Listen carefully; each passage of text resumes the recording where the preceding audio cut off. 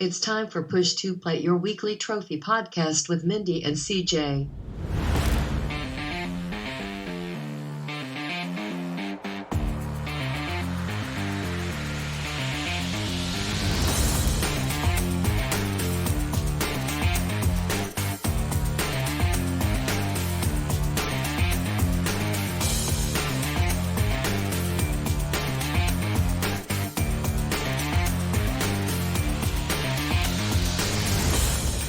Good evening, good afternoon, good morning, good day. How are you, listeners? Be whatever time it may. What a week for gaming. I'm sure you can feel the push coming now towards the end of the year. So many great titles. Whether you're in for the 5-minute spam or the 100-hour JRPG, who would be doing that? I don't know.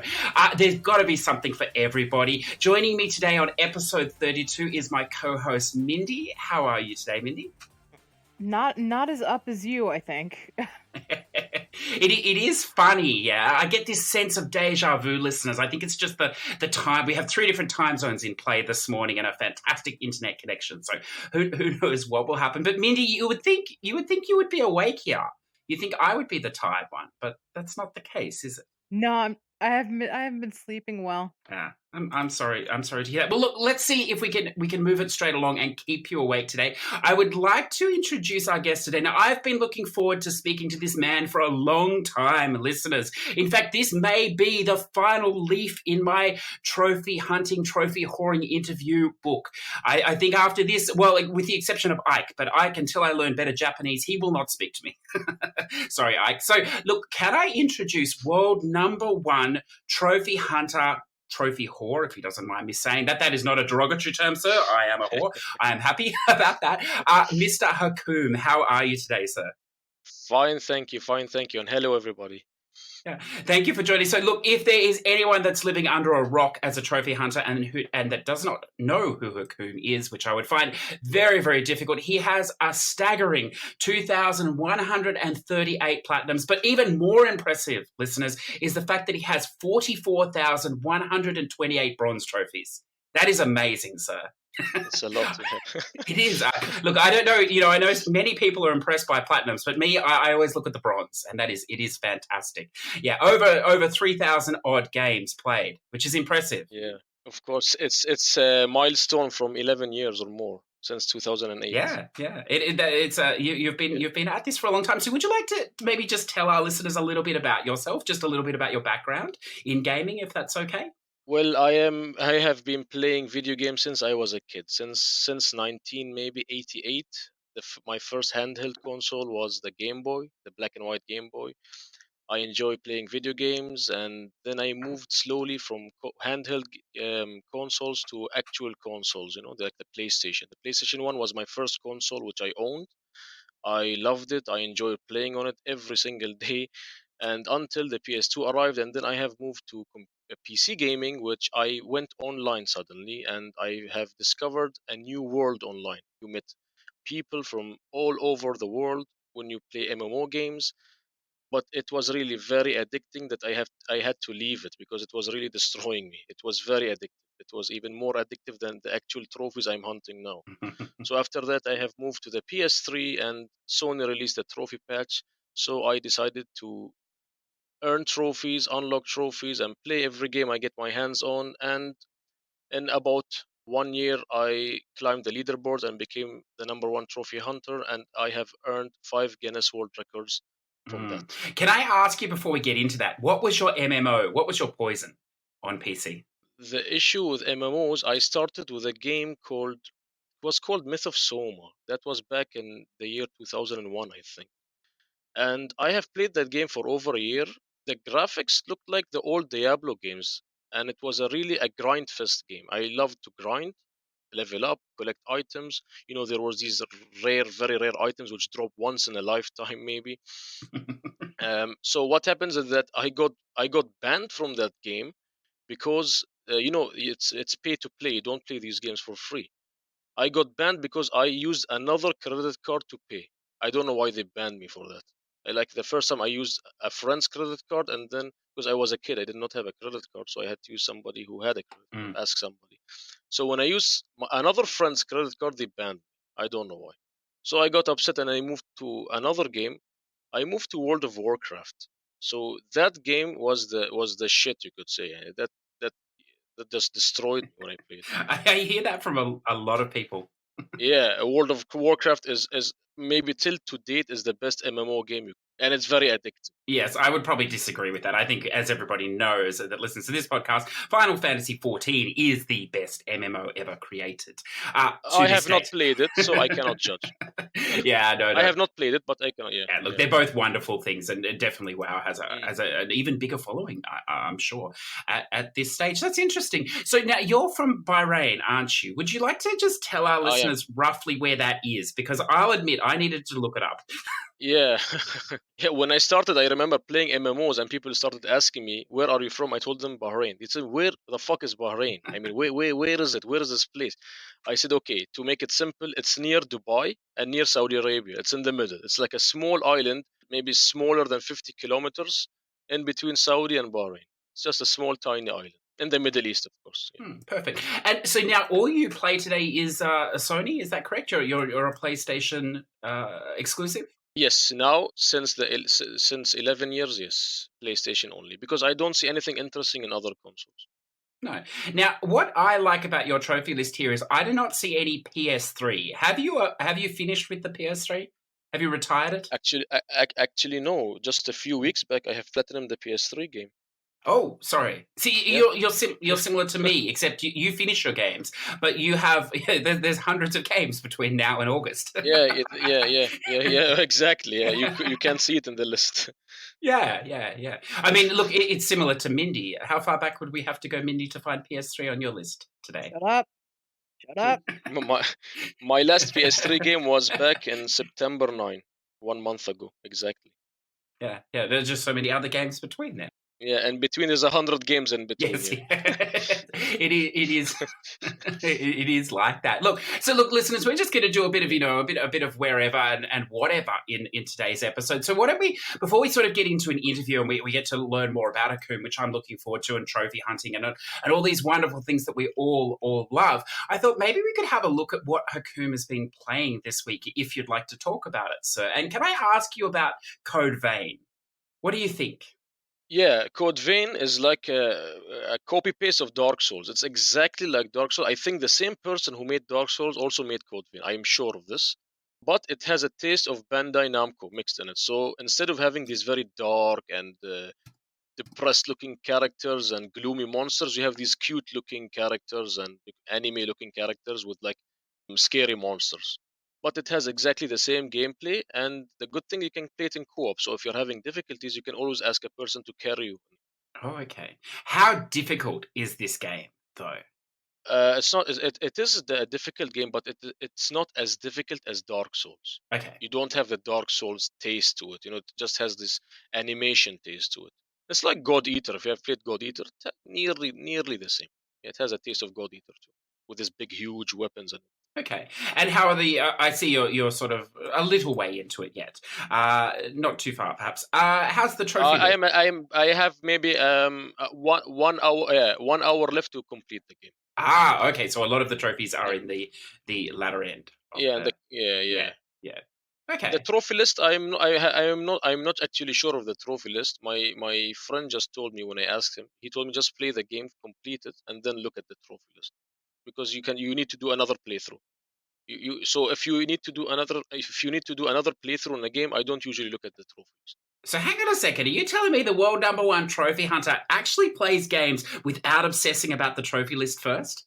It depends on the game. I sometimes, before looking at a guide, I ask a friend who actually platinumed the game, because I trust him more than the guides released. So he gives me his roadmap, and he tells me what to do. He tells me, for example, do this, do this, do that. You don't need to. There are no missables in the first playthrough. You can just play the game, enjoy it, and then when you reach the second playthrough, you can read a guide and everything. So I actually have a real person guide instead of reading a text guide. A personal guide. I like that. Yeah. So I was just going to say, I tend to deviate, and we deviate all over the place. But just because you mentioned that, I noticed you have a very high completion percentage. Is that important to you, that you start games that are finishable, or can? No, actually, no. The percentage is not very, very, very important. But I would like to have a good ratio. I mean, I don't want to have like 3,000 games on my profile with a 20% completion ratio. That means I haven't played anything. I'm just putting the disc in, getting a trophy, and that's it, and jumping to another game. But I think above 80% is a good ratio.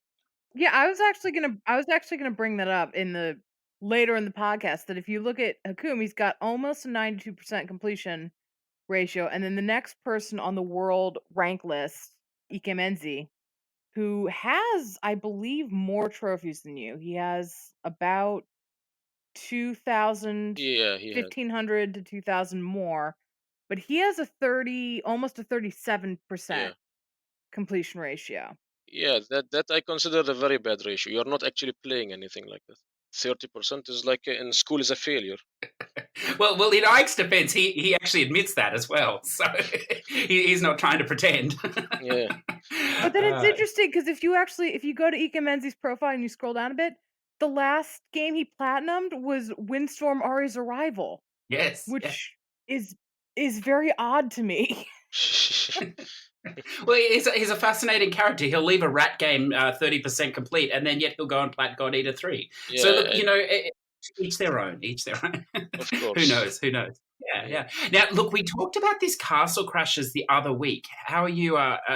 Did you play the original, or how are you enjoying this? Yes, I really like Castle Crashers. It's one of these. I really love it. I have played it on the PS3. I couldn't finish it because the online was rubbish by that time for this game on the PS3, so I couldn't complete the game. So now that it's remastered on the PS4, I will complete it, and it has a platinum too.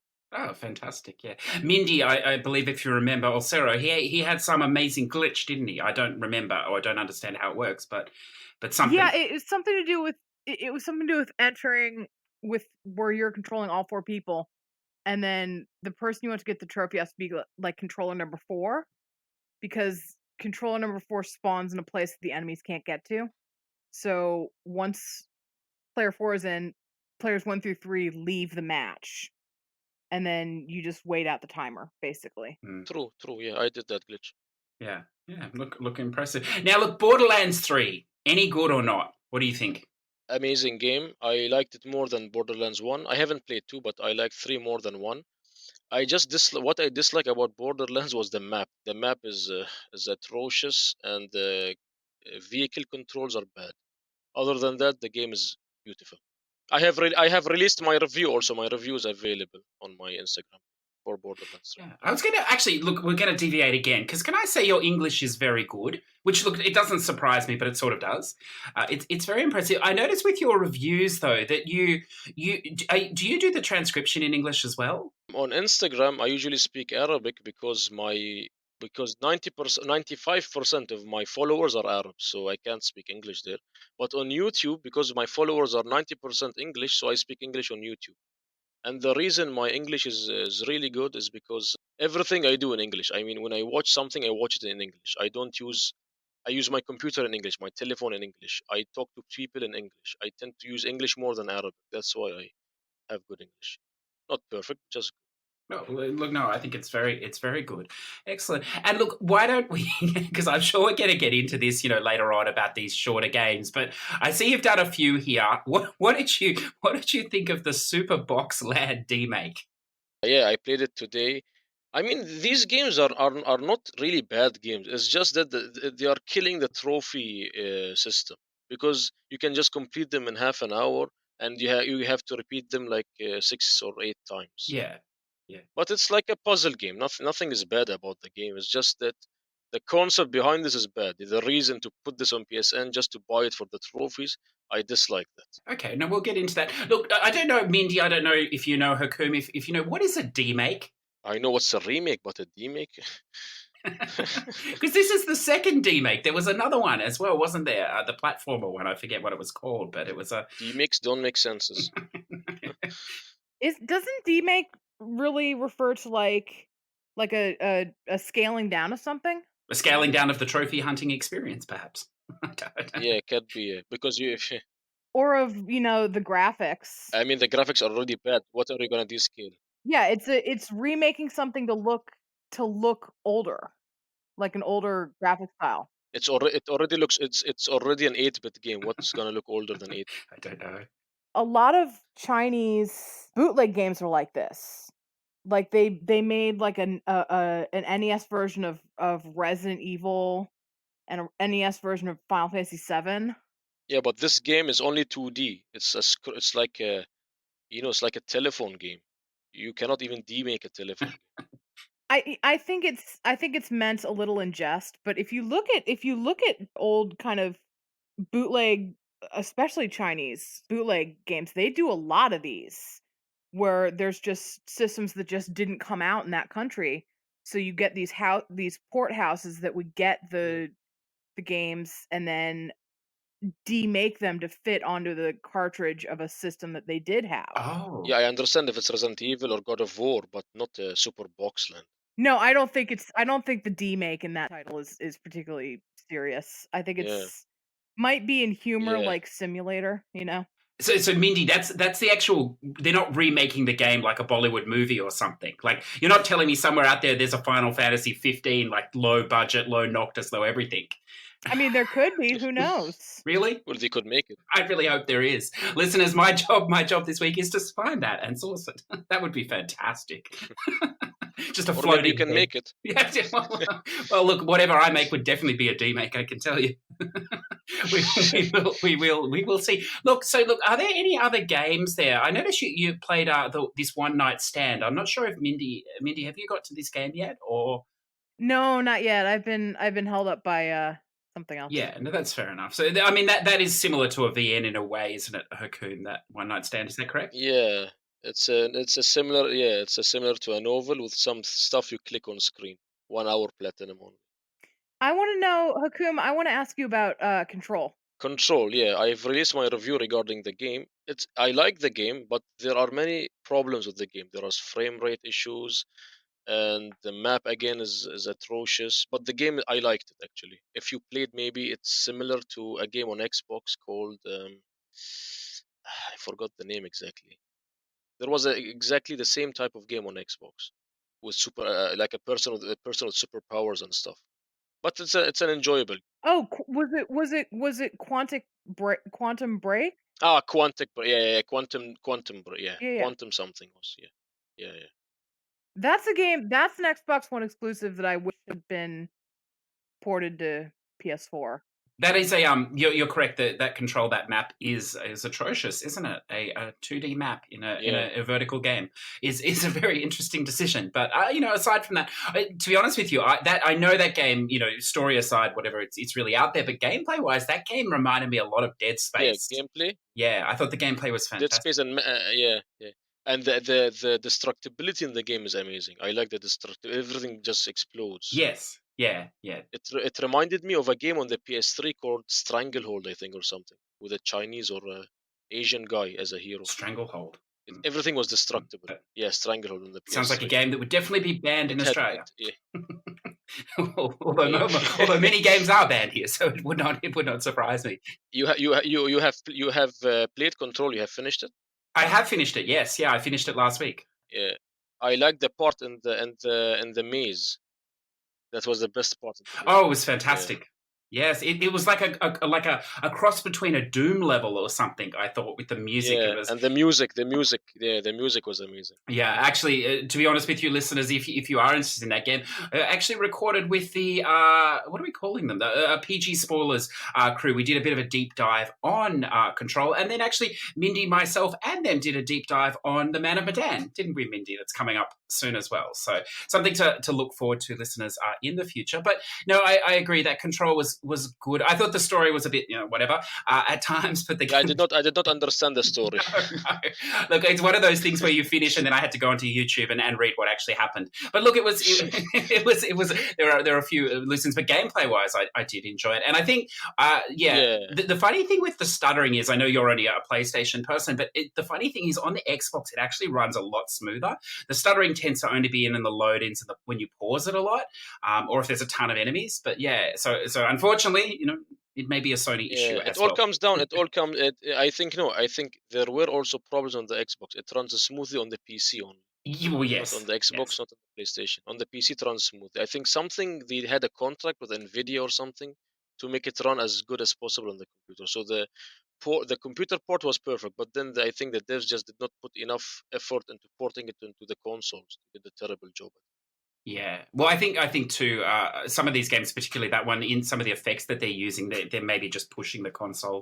I mean, they're building Well, it for PC, aren't when I they? see games, yeah, but when I see games like God of War, Last of Us, Uncharted, when I see how much the graphics look on that game, how good they look, and what's happening on screen, amount of enemies and everything, and I see it running smoothly, then when I see a game like Control which doesn't run smoothly, then just I just think that the devs are lazy to fix the game, or they are not experienced enough for this type of thing. Mm. When others could do a better job, when others could do a better job in their games which look much better than Control, then I think that the issue is not with the PlayStation, the issue is with the Yeah, devs. yeah. I mean, they are first party studios as well. Those ones you mentioned, so they Yeah, maybe have more yeah, information or more experience, as you say. Yeah, yeah, that's cool. Yeah, yeah, and of then look, the course, of last one only course. because I played it recently too. Just the little side scrolling shooter, Habroxia. How did you find that? Do you like that? What did you think? Yeah, I like these shmup types of games. It was easy, it wasn't hard, and the trophy list was fine. It took about 3 hours to platinum. At least you finish the game. It's not like play half of the game. And it had a nice amount of bronze, silver, and gold Yes, well, we'll get balanced. into that. So, Mindy, why don't we take a look at what you've been playing this week? I not a ton of stuff this week. Let's see. I played another site. I know you talked about this a long time ago. Yes, tell us about it. What did you think? Yeah, I liked it. I think it was a little I don't know if underdeveloped is the right word. I feel like there was more they wanted to do with it, and either a budgetary thing or I don't know. Hmm. This game really flew under the radar, I think. Can you just tell us a little bit about the story as well? Because I don't think many people would know anything about this game. Yeah, so it's well, and I think that's because when it launched, the trophies did not go live. So my understanding is it launched on the Hong Kong store, just on the Hong Kong store Hmm. for months. And for something like 6 months, the trophies did not go live. So it missed its kind of trophy hunter market. And then it went on the trophies went up for the North American store. And I don't think it made the drop. I don't think it was advertised at all. It just kind of, slid in there. So yeah, I don't think it had a whole lot of I don't think it had any marketing No, really. which is a shame. It's gorgeous. It doesn't control that great, but since there's not a ton of platforming, I can forgive it. It's very much more of a puzzle game. So the whole idea is that it's like pseudo steampunk London, kind of Alice in Wonderland. Yeah. Yeah. And it is. And it's this girl who loses her sight and she meets this cat. And this cat like helps guide her through this version of London, I guess. I think it's supposed to be London that she's in to help her find her dad. And on the way she meets up with like Tesla and Yes. um Debussy and all these historical figures. And it's I don't kind of know how to explain it. It's just kind of a puzzle game with some character study in it. Yeah. Yeah. I think it's almost like when I started playing it, it's almost like an acid trip or something to start with, I think, isn't it? The colors and things. But Well, I did say Alice in Wonderland. yes, So, yeah, yeah, and the mechanic is pretty cool, isn't it? I'm trying to remember because it has been listed as quite a while since I played it. But it's the cat, isn't it? So you can change to be the cat. Is that right? Or the cat operates in the light or something. There was a mechanic there at play, wasn't there? yeah, so what it is that even though you're blind, even though the girl's blind, you as the player can see everything. This isn't like Perception where because your character's blind, you the player are also blind. You the player can see stuff. But the girl whose name is Kit and the cat's name is Hodge, but she calls him Cat, so Kit Kat. She guides herself by noise, and so you'll see it kind of weirdly highlights stuff that she can hear. And the mechanic I think you're talking about when you switch to the cat is the cat can like meow to illuminate her path, and that's how she can run as opposed to just kind of walk. That's right. And that doesn't really do it. There's nothing that I remember in the game that would require her to be running other than you just get through it faster. And what's the trophy list like for this game?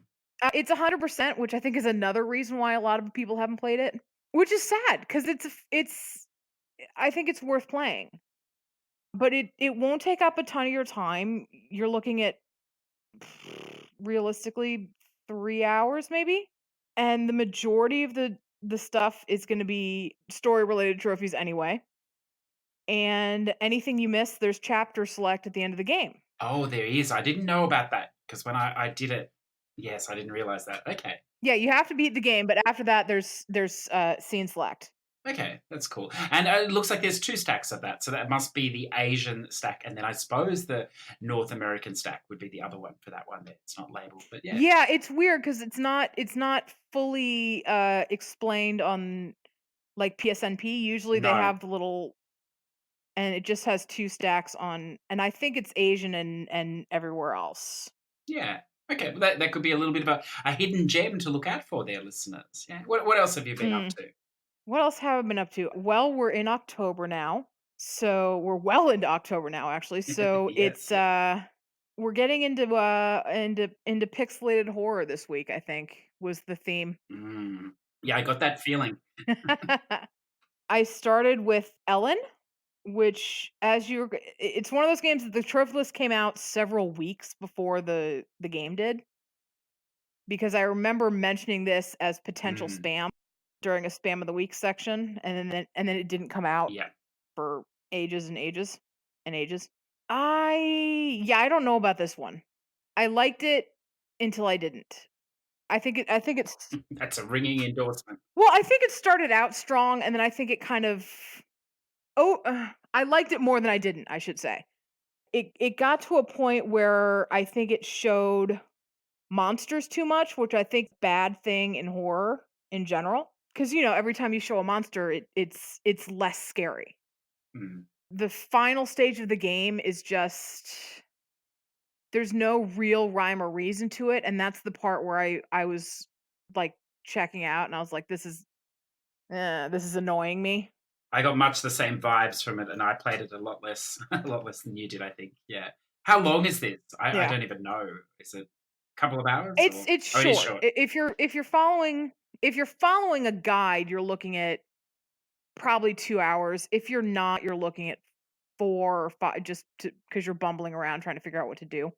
But it's a pixelated puzzle adventure horror game, and it's about a investigator who's trying to figure out what happened to this family called the Smith family, and they have this house, and all this creepy stuff is happening, and he's just trying to figure out what happened. I don't know if this is a problem with the port or a problem with the specific version I played, but when I went into the menu and you use the buttons, it to navigate the menu, it still did whatever those buttons did in the game. So I was like I was using burning out my flashlight batteries a lot because I was using the flashlight button in the menu without realizing that it was still affecting the flashlight in the main game. Sounds like some design flaws as well then, or design frustrations, perhaps. Yeah, it's really weird too because you'd have to. The way it works is you go into the menu. You have to press. I can't remember, like triangle or something, and then go into the menu and equip whatever the item is, and then you have to press a different button and then use the shoulder buttons to scroll over to the inventory items so you can use it. It's really bad design. The more I think about this. I don't think we're selling this game to anyone as it goes on. Well, no, because it does have some actually good creepy moments. Good. It's good pixelated horror. I just think the gameplay is not great. Yeah. I think I give praise to the pixel artist, not so much the gameplay. Wait for a sale. Yeah, yeah. Wait for a sale. That sounds good. And continuing on your pixelated horror journey towards. Continuing on pixelated horror was the rat game of the week, which was Just Ignore Them. Do I be pithy here and say just ignore it? Well, yes, yeah. It's that bad, is it? No, it's not. This is like Ellen for me, where it started out strong, and then by the end, I was not having it. Yeah. It's the same people who did My Big Sister. I think My Big Sister was a lot better. This one's more. I'm gonna spoil this a little bit. This one takes much more of a sci-fi twist. It starts out as one kind of game and then turns into a completely different kind of game in the span.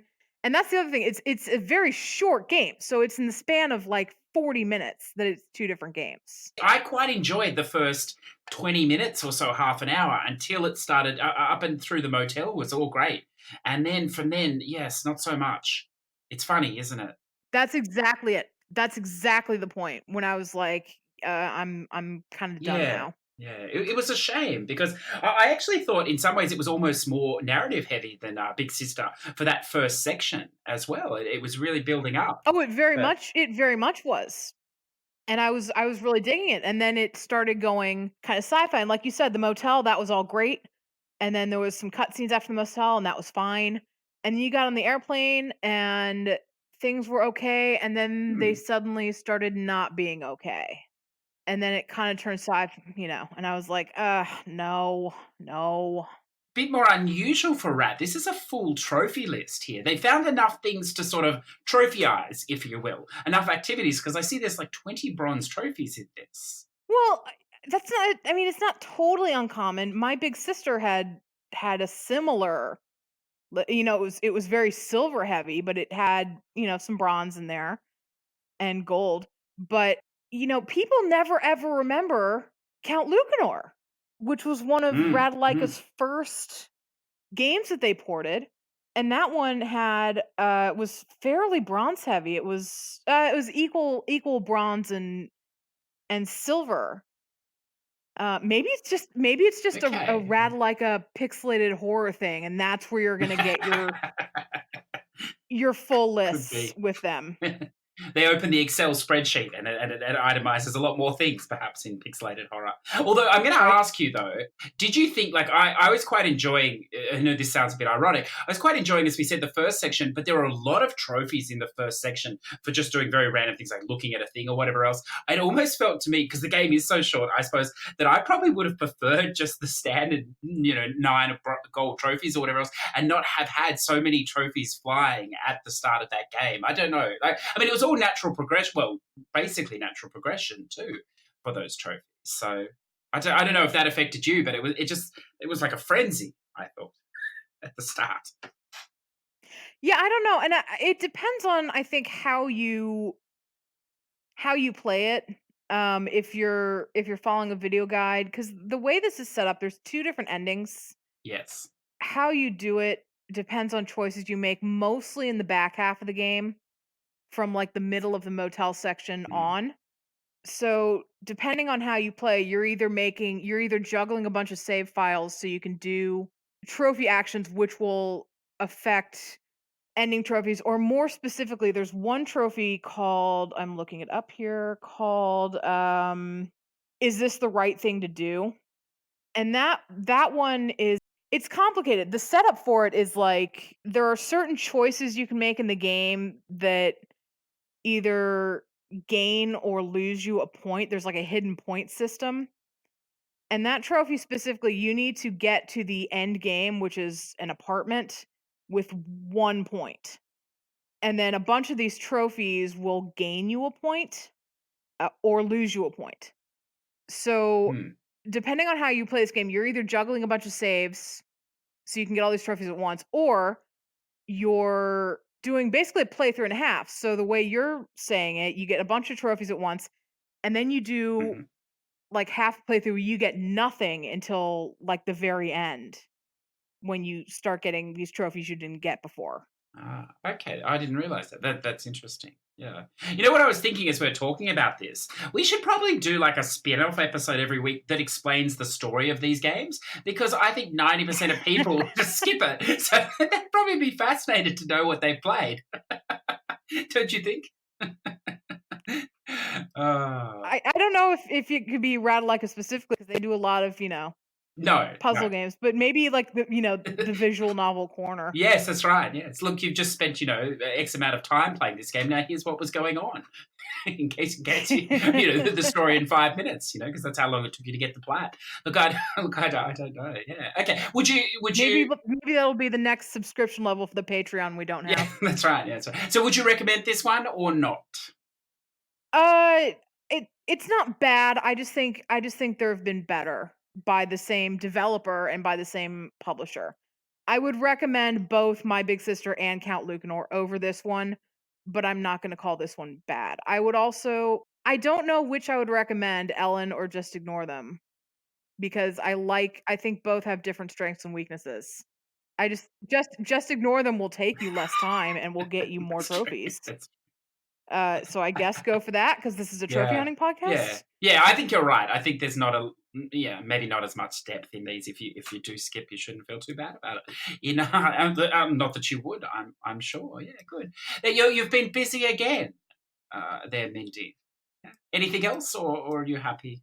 There's one more thing, but we're recording a new episode in a couple of days, so I think I'll save it for that. Yeah, perfect. Good. Okay. Well, look, I'm just going to pick up the rat torch just briefly. Listeners, if you have been listening the last couple of weeks, I admitted that I was doing this true trophy competition thing, this team thing or whatever else, which has been, a lot of fun or whatever else, and just doing whatever. But we're down to the second last week now. So I think because they maybe didn't eliminate enough people as it went on, they've had to now suddenly start eliminating huge numbers of people just so this thing will finally finish it in 2 weeks or at some point or something.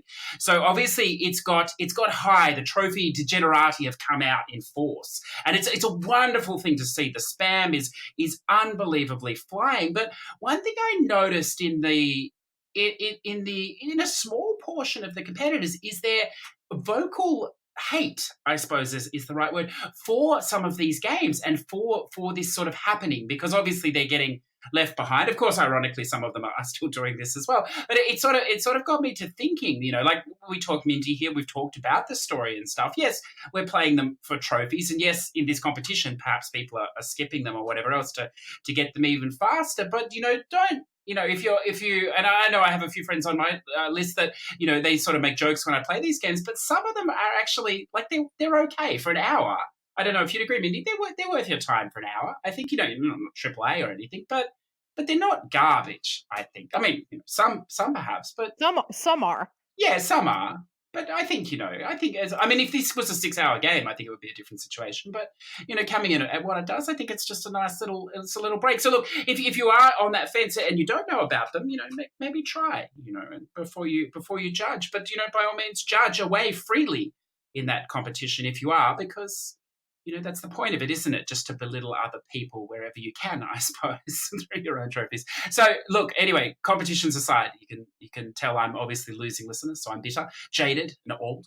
But what have I been playing? Well, look, there's a ton of spam there, but we're going to skip over all that because it is what it is. And look, Bibi and Tina at the horse farm, Minty. I know you're a fan of German horse racing games. You insist on shoving me into this corner of German horse games. I know that you enjoy them. That's all I'm saying. I don't want to paint you in a... I don't know if that's the word. I don't know if that's the word. Well, look, I enjoy them. I enjoy this game in particular. So, I don't know, listeners, there's been something weird going on with the EU version of this game. The trophy list has not uploaded yet, even though it's been out for a little while or something. So if you do have that version and it's not uploading, the version that is uploading is the NA one. So, if you're trying to figure out what is going on there, I mean, that's probably the least of your concerns if you're trying to figure out why you're playing Bibi and Tina. But, there you go. Look, it plays exactly the same as the first one. If you have played it, the time limit's actually much more generous this time. So there's no way you're not going to pass any of the events, even if you go off on a tangent and have a look over the orchard or something on the way. There are, Mindy, though, lots of collectibles, lots and I lots. I see that's the only trophy you're missing on this entire Yes, list. because now there is 96 on each map. Now I'm sure that's more than there was last time. It feels like it's more than there was last time. So that's going to be a bit like the It was an Ostfleet.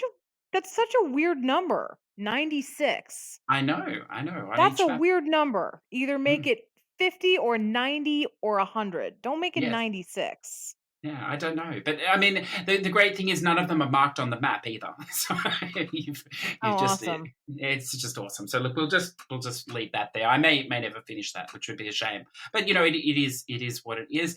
Otherwise, the rest of the same. And then Ice Age, the Scrat's Nutty Adventure. I Now, knew look, it. I said you were going to buy it. I knew you were going to buy it. well, there's a funny thing. I knew this was coming out yesterday, Friday, as of time of recording, listeners. So I was all geared up, and then I noticed it wasn't on the AU store, and I was like, oh, I wonder why. I was sure it was coming out today. I was like, oh, maybe this will only be an American release because some of these Ice Ages, I don't know, they've been hard to get a hold of in the past. It's alarming that I know that, but I do. So anyway, I went down to the game store and I asked them, and they're like, yes, that comes out on like the 9th of December in Australia. And I was like, what?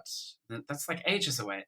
And it's true. It does not come out till really late in Australia for some reason. It'll be out everywhere else. I believe it's on the American store as we speak, or whatever else. It's on all the other European stores. So just a side note, if you are in Australia and you want to play it, you will either have to wait to December for a physical copy, or you'll have to do some purchasing from another region. But look, that aside, it's great. What I like, you haven't played any of these games, have you, Mindy? No, but they're mostly like mini games, aren't they?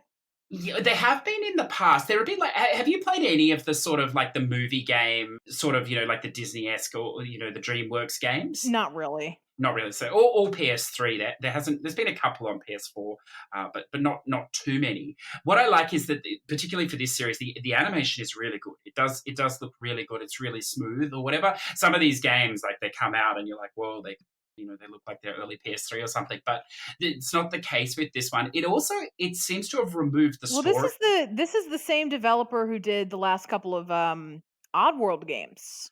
Ah, I didn't know that. Well, that might explain the structure of the game then, because they've sort of lifted the story out of it. Admittedly, I don't know the story for this one yet, or whatever else, but they've lifted the story out of it, and it's basically like a platformer. I wouldn't say a puzzle platformer because there's no real puzzles, but just a platformer. It's not difficult platforming, obviously. It is a kids game with just some very very light combat, and it's sort of, I suppose, a collectathon as well. There are two types of collectibles in each of the worlds, but this time it's on an open map, if you like a tabletop map, and you go to, like, I think there's 10 different regions you can go to, and you can go back and forth between them to find your collectibles. So it's totally open, yeah. But look, if you're looking for a relaxing game, it's great. I think 90% of the trophies are incredibly easy as well. Maybe the collectible ones will take a bit of time. I think it's maybe in the vicinity of 10 to 12 hours, perhaps less if you know where everything is. But look, I'm really upset because well, I've looked at this trophy list and there's a bunch of punny trophies, yes, so now I have to play it's this. great. Look, I hope you do, because it is fun. These games are fun. Yeah, they're no brainer games or whatever else. I like them, and it's as an adult you shouldn't be ashamed to play Ice Age. It's great. And one of the things I do like, listeners, if you've played the other one, I'm thinking back to Ice Age 2. There were these dreadful challenges, like these mini games, as Mindy was saying, like these egg roll challenges, which were actually really tough to do with the controls. It was very frustrating, but there doesn't seem to be any of that carried through. So that's great. Fantastic. And then the only other thing I'm going to drop out now, don't think you've played this yet, Mindy, in this form, but you've obviously played it, is the Walking Dead, the Telltale Definitive series. You haven't played the whole collection in like this one package, have you? Or have you? No. No, but we talked about we remember we talked about this cuz one of them launched and you couldn't get Yeah. everything. Like there's still download pages, I think, and you couldn't download the like half of the games. And I think that was just the North American one. And I think they've Yeah. finally worked that out. I think they've patched that so you can get everything now. The thing with this is too, if you have the physical version, it's still you need to download the things. The disc is just like a licensing thing or something that allows you. It's not all on the Yeah. disc either, so that's something to, because it is a big game. I mean, I think it's over 50 gigabyte if you're downloading it. Also, it's something to keep in your mind before you set out to play. But of course, you can play the episodes as they download, so you don't have to wait for the whole thing if you so want. Look, it's going to be a massive plat. I forgot how long these games, particularly the first one, was, even the first episode. But the only reason I bring it up was I've played the first one numerous times across all systems now. But this, I know it's been touched up in some way or whatever, but it's like hyper stylized. I'm sure you'll play it at some point, Mindy. And I'm not sure you can maybe you'll explain it better. But I don't know how they've upresed it. I suppose they've made it even more comic booky. Like the backgrounds are like uber super dark or whatever, and the characters are very vivid and stuff. So it is. I mean, I know it's the same story, nothing's changed, but it is a fresh look at it, I think. So I was a little surprised because I thought literally it would just be a copy and paste from the previous the 1 to 3 version that Telltale released just before they went under last year or something. But it has been. Mhm. I don't want to say up-res, but this sort of hyper stylized, whether they've bring out the contrast more or something. So it does look good. But look, everything else is the same. Well, one thing I'll say though is I forgot how much you have to do in these games. I know that sounds silly in this first game, but it's not just a matter of just doing the dialogue and letting it run. You do have to do certain actions as well. I'm sure you remember, Mindy, but it's been a long time since I played this, so I'd just forgotten that it's not like we've come to Yeah. expect with a lot of these games where you just do nothing. No, at the very beginning, the first Walking Dead game did not play itself.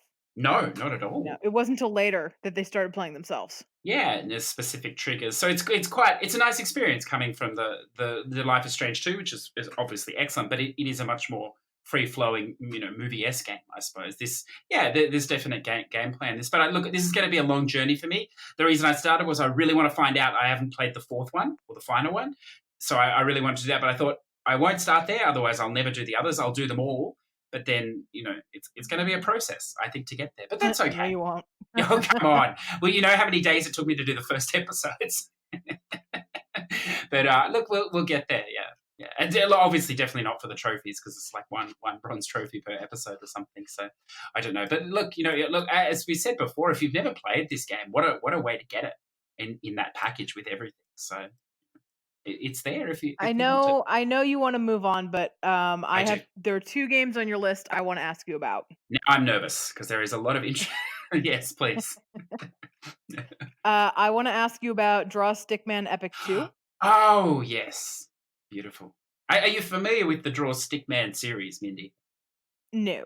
No, either am I. So it's a bit like Hoggy and Hoggy 2. Does the first one exist? I don't know. But look, it's fun. It's a I don't know. In the Push to Platinum Club, I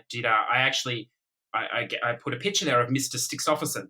Mr. Stixofferson is my character, and it's really cool because you get to draw your character, your stickman, before you start, and then he's in the game.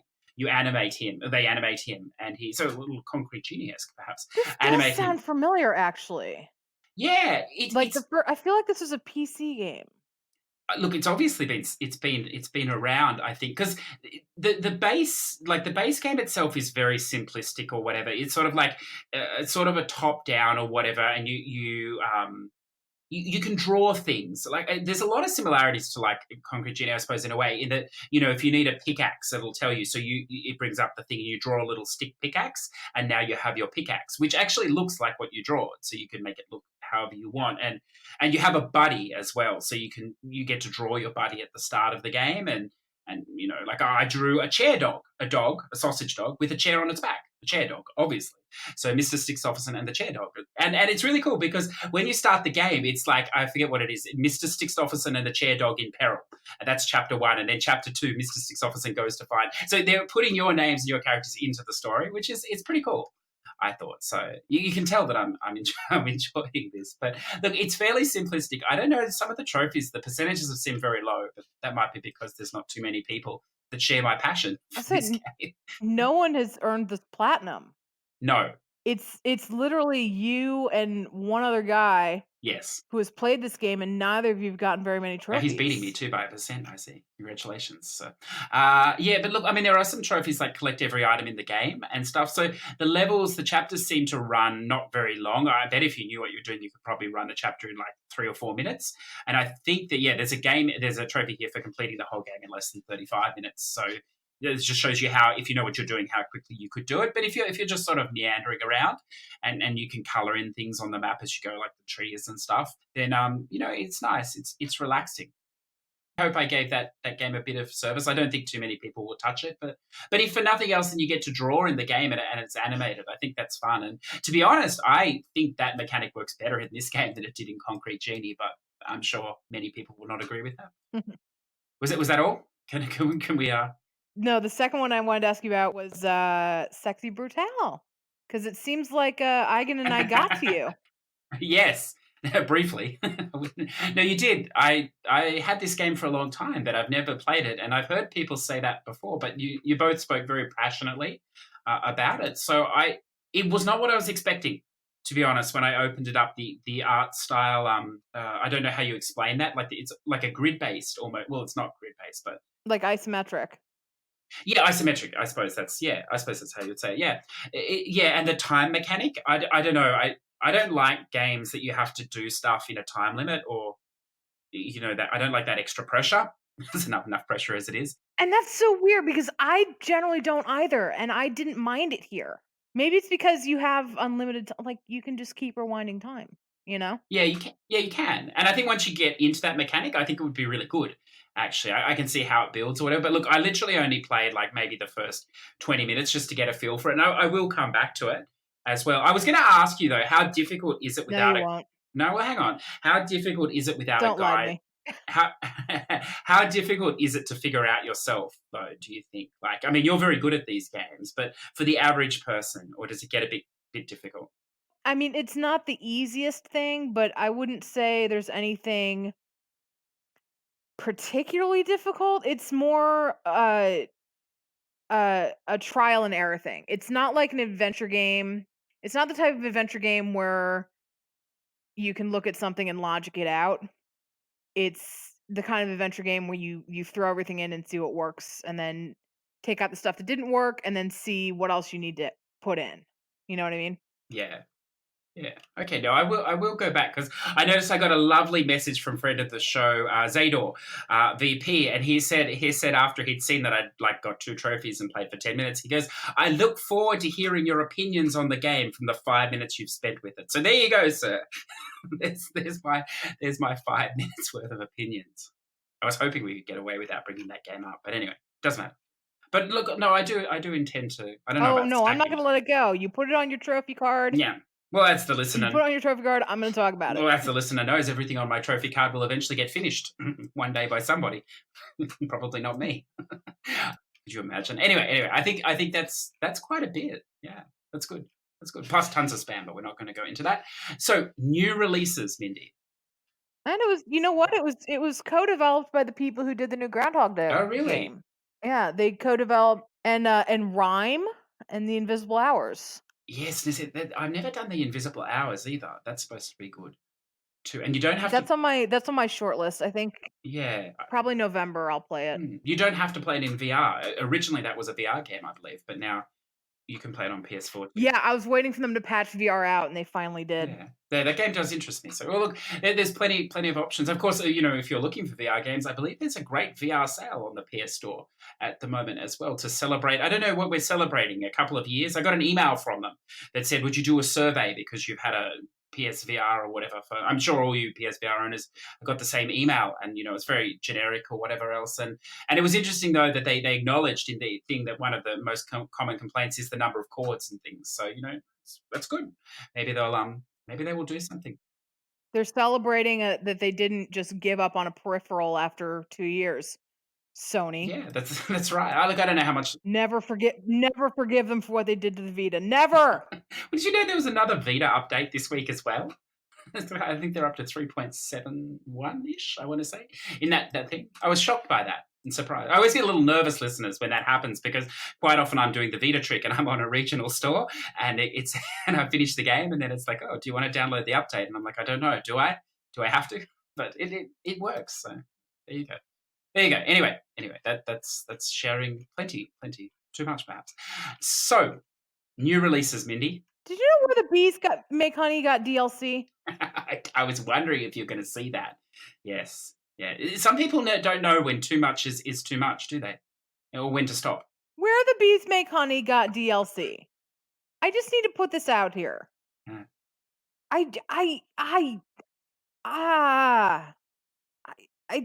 What? No.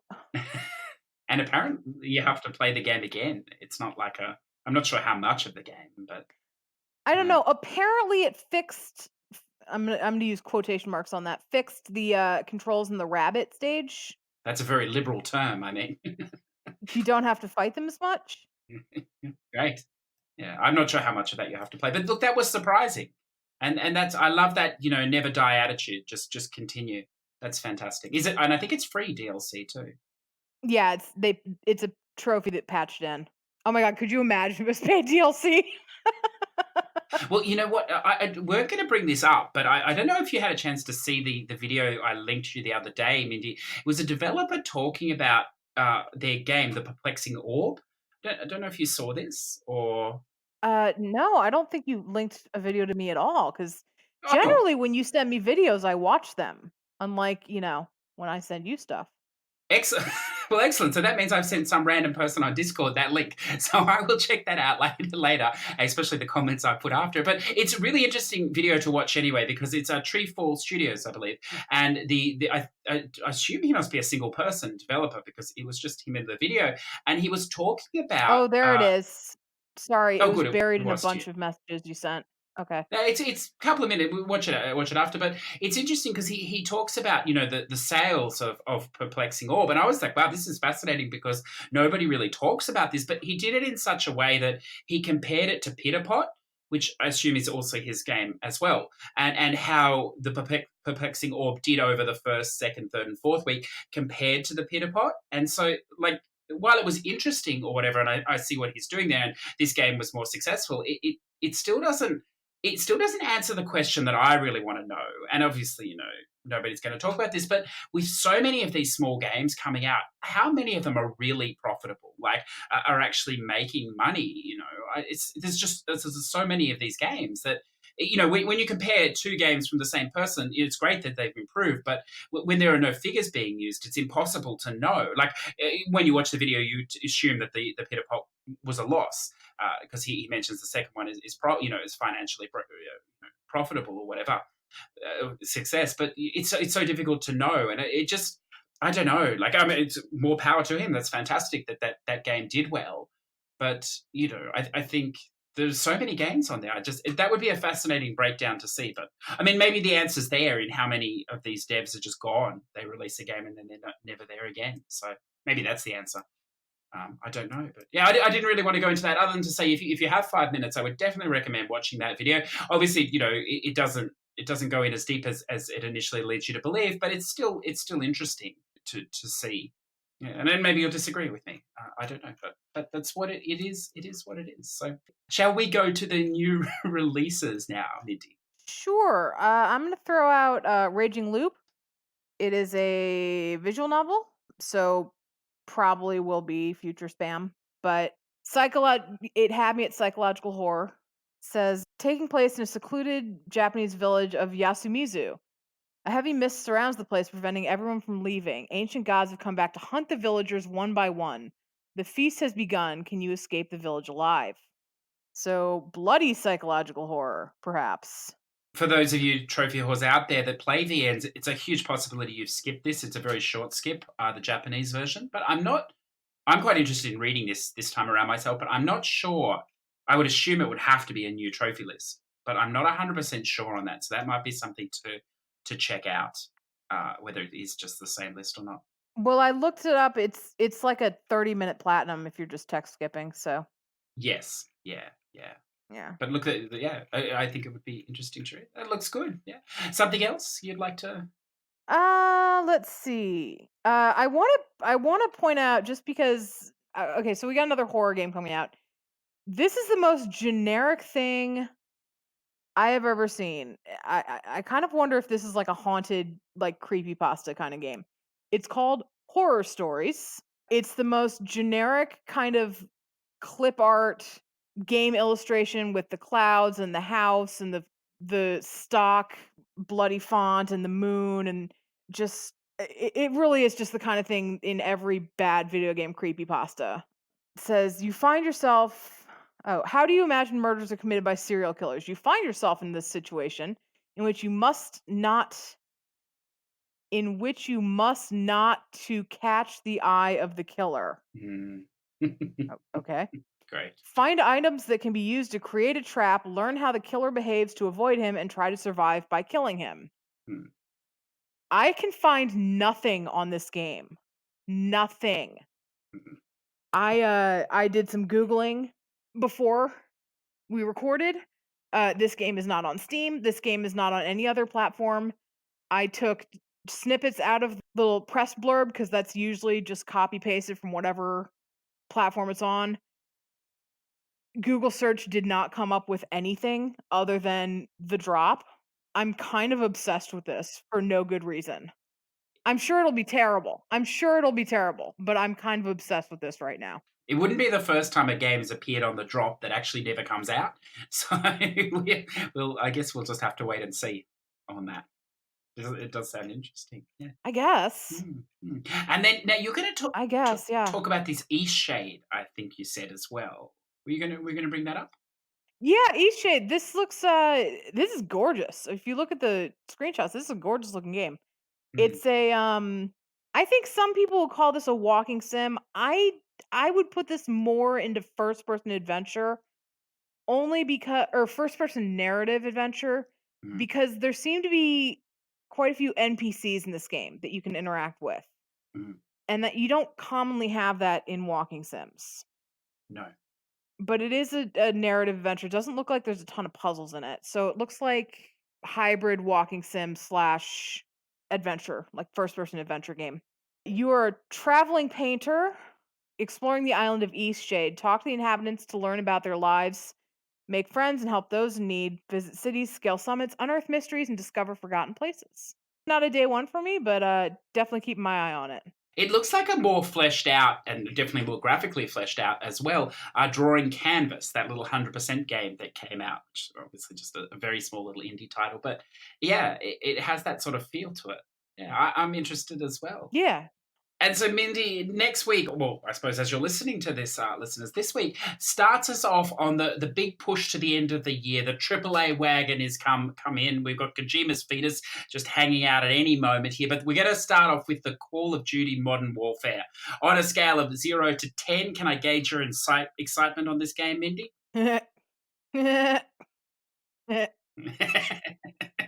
So look, I think that's a pass for both of us. Yeah, I don't know. I think this one has a story mode. I like the story mode, but the rest is beyond me. So look, but listeners, everybody else will be on that. So look, have a wonderful time. Cat Quest 2. So, look, Cat Quest, the original Cat Quest was a fantastic game. My understanding is the trophy list is exactly the same for Cat Quest 2. But obviously the game won't be exactly the same.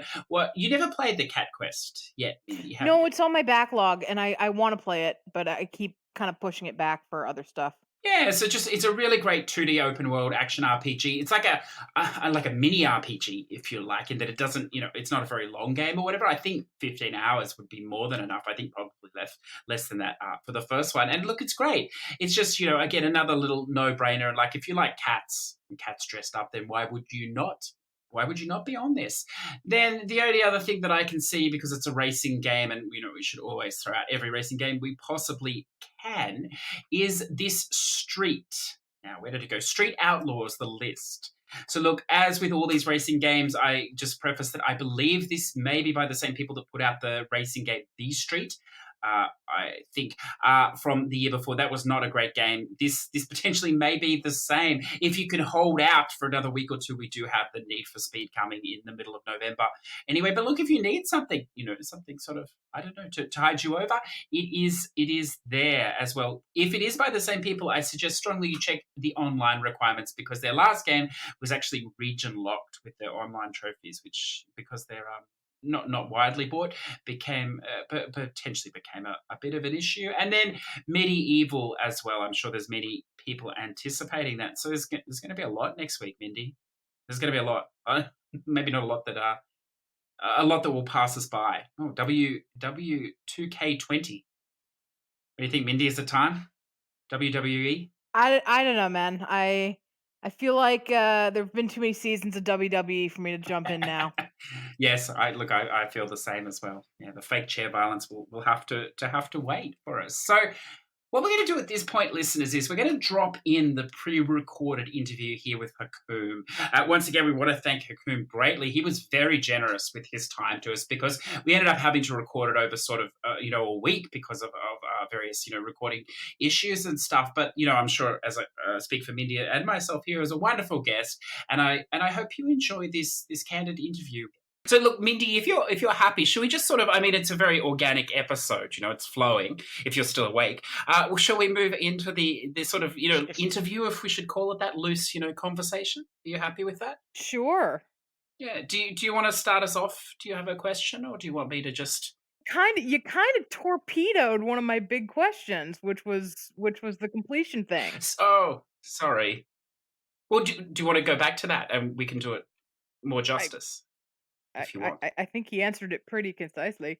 So I guess I should start with, like, why? Like, why did you say I want to be the number one in the world, as opposed to just, like, did you start with that, or was that a... It's something to do since I was a kid. Anything I like invest time into, I want to be the best in it. Especially when I also played the MMO games. I was the best in every MMO game I've played. Best like on my class and on the server. I was like the best. So anything I put invest time in and spend my effort playing it, I would like to be the top in it. So when trophies arrived on the PlayStation, I wasn't expecting any leaderboard or anything. I just wanted to collect them. It wasn't a competition in the beginning. My competition was self competition, collect the trophies. That's it. But once some leaderboards start popping out and putting names there, I got this itching thing inside, that I go back to my old days. I really want to be the best in it. So once I saw the leaderboards, I just pushed for it until I became first. It's just something runs in the blood. I don't know how to explain. And then I noticed that you're actually registered on the American leaderboard. Why is that? Yes, the reason is that once I created my account on the PS3 back in 2008, when I picked Bahrain, there was no PlayStation Store. I couldn't access anything. It was like a useless country on the PSN. This was like nothing. So I said, if I continue with this, I can't do anything with this account. I can't go online. I can't play games. So I said, okay, let me create an American account. So I created an American account because the most powerful account on PSN now is the American. You can have anything. This is the only reason I created the American. That's interesting. Does Bahrain have a PS Store now or not? Now, yes, they did it just 2 years ago. Only 2 years ago. Wow. 2 years ago. Yeah, 2 or 3 years ago, something like that. But not from the start. Until people begged them to do it, I think, then they did it. But I think Sony should not do this. Sony should have one international store for everybody. And you just pick your country where you're from, and then you can just enter the store and buy the games. I don't know why they're creating hundreds of stores. Just make one international store with one type of PSN card. Will solve many problems. Aren't they kind of doing that right now with a lot of European countries? I don't think so. With European, it's a bigger mess with European countries because every store has its own PSN card. Or is it that you have the option to go to different European, like, you still have your home base store, but then you have the option to go to the other ones? Yeah, I've seen. I saw that. Yeah, I saw something like that on the store. But still, you cannot change, for example, from America to Japan and then buy Japanese games and go back to your America. I don't think it works like that. No. I don't understand the European regional stores because, as you say, Hakoom, like whether you're buying in the German store or the French store, it's euros, but it's a different card. It's a different. I Yeah, don't yeah. understand. Yeah, I mean, someone's making some I mean, fantastic money somewhere in markups. Maybe that's the reason. I don't. they could have just made one store instead of all of this big mess. It would have solved many problems. Yes. Because I could just go and make another PSN account, put the region I want, buy the game, and go into my main account. It's just making it harder for the user. Yes, that's right. That's right. Can I ask as well? I mean, I know in some countries video games are very expensive. If you buy them there, are they expensive in Bahrain? Games, if you buy them there? Actually, not. They're not very expensive. They're between $50 and $70. The price is fluctuating. We don't have a standard price like the US, which is 60 exactly. So the games here can vary. You could have a game 1 week before release here, it might cost you $65, and after a week of release, the game might cost you $40. Wow, it's fantastic. Yeah, It's even better than the Sony sales. yeah, and maybe after 2 weeks, you could find it used for $20. Now, Akum, can you explain to me about these Guinness World Records? How do you get them? Why did you decide to do them? Were you sort of already there and you thought, might as well get them now? Or what's the process behind it? How does it all work? Yeah, well, back in 2000 and I think 11 or 12 it was, when I had 200 platinums, some people told me, why don't you apply for Guinness since you have the most on PSN? So I told him, how does this process work? He told me, you just go to their website and apply there. So when I went to their website and I applied, after like a month or two, I got a phone call from them and they have accepted me over the phone. And then after a week, I got an email rejecting me saying that the PS3 system has been compromised and we cannot accept any more trophy records. Because of like trophy hacking and stuff. Yes, they said we cannot, for example, if they give me the record now, maybe somebody else breaks this record, but we cannot say if it's legit or not. There is no way of approving it because the people can edit timestamps and stuff like that. So Guinness doesn't have the tools to just go through everything. They need a legitimate source to check, like Sony or any valid website. So I kept applying year after year, year after year, and I kept on getting rejected, hoping that the person who was in charge of this leaves the company and another person would just maybe accept it finally. But did not work out. So until 2018, they accepted me because they were taking their statistics from PSN profiles. They trust PSN profiles over all other websites.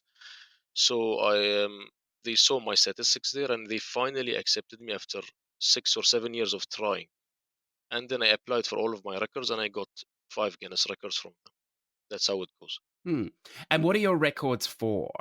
Every single for most platinums, most silver, most gold, and most trophies and most points. That's excellent. Now, can I ask then? So, obviously, by getting these Guinness World Records, it sort of legitimizes what you're doing. You would feel in the eyes of Sony. Do you actually? And I don't want to push you here if you can't talk about it. But do you actually have much relationship yourself with Sony, or are they? We hear a lot about how they're closed off to gamers.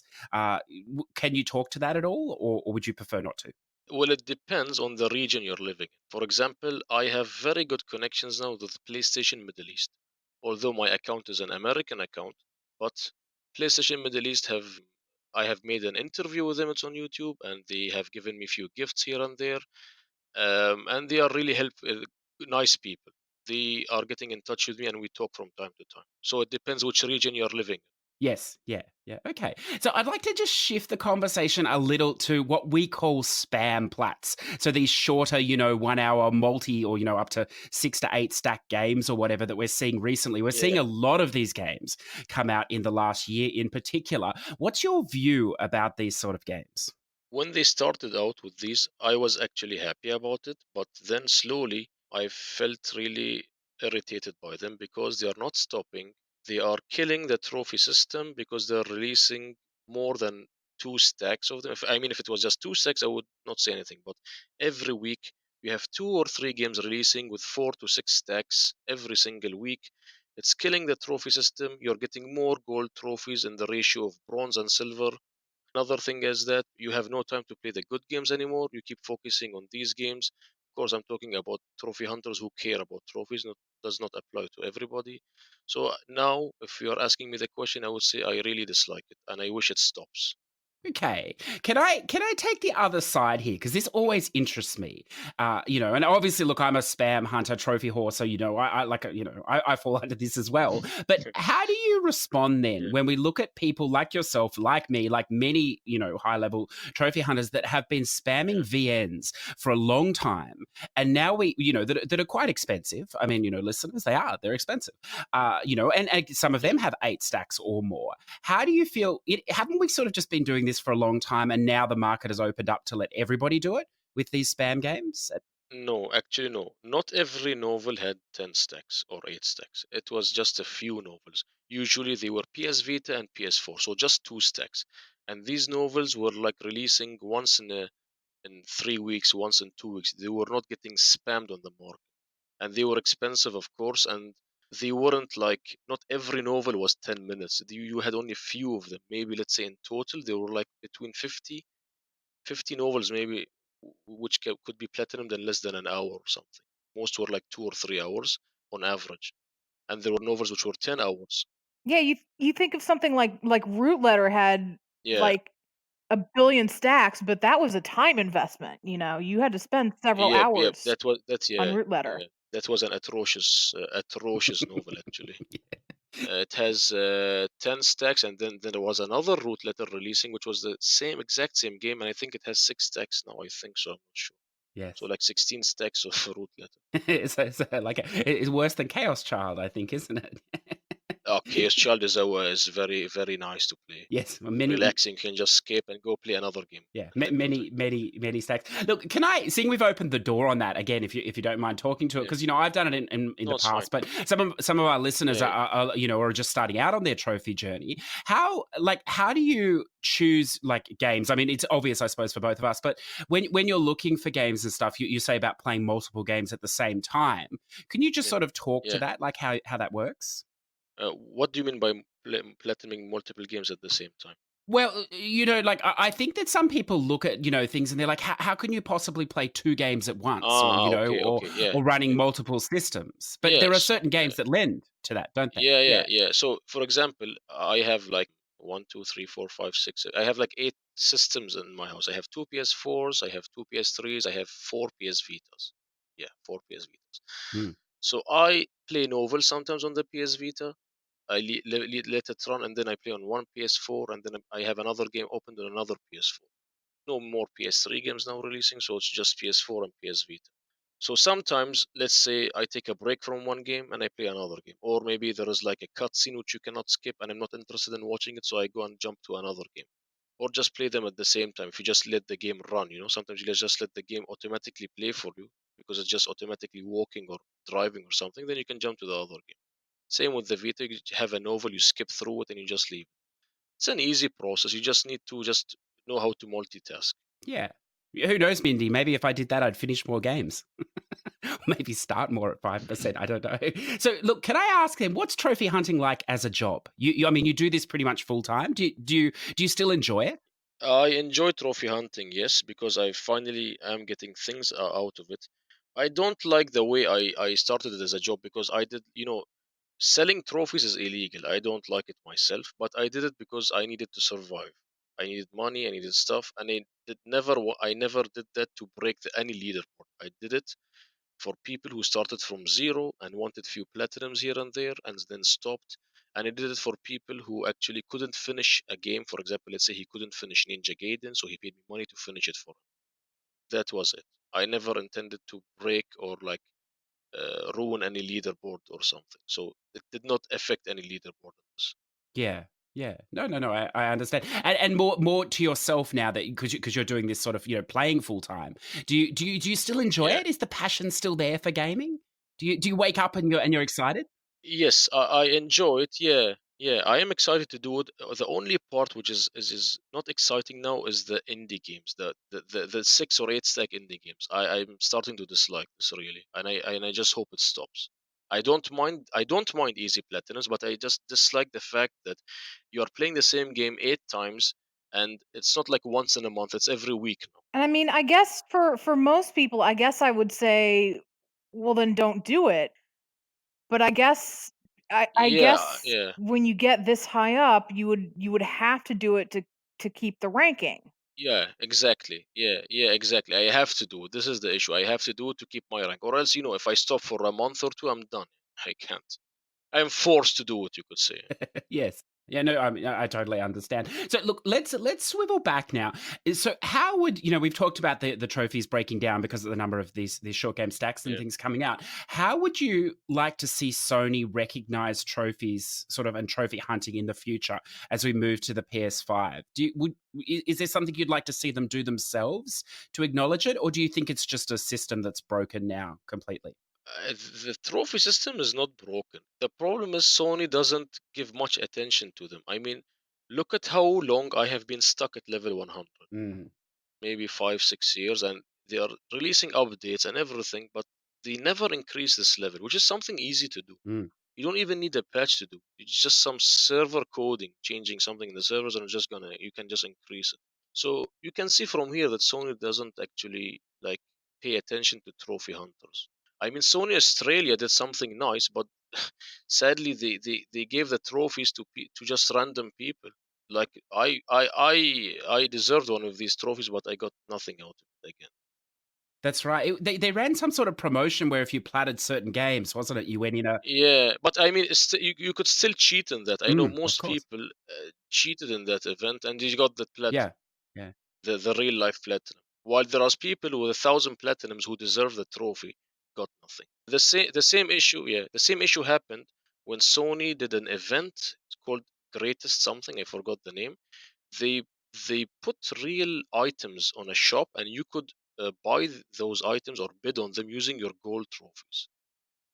So when I won the Killzone suit from that, the Sniper Hilgan suit, people were very upset because the same people who say I'm only playing easy games are the same people who are upset saying this competition is gonna be won by the top trophy hunters only. So the low trophy hunters would win nothing. So I mean, come on, you guys blame us for playing easy games. You should have played the easy game so you will be able to win this thing.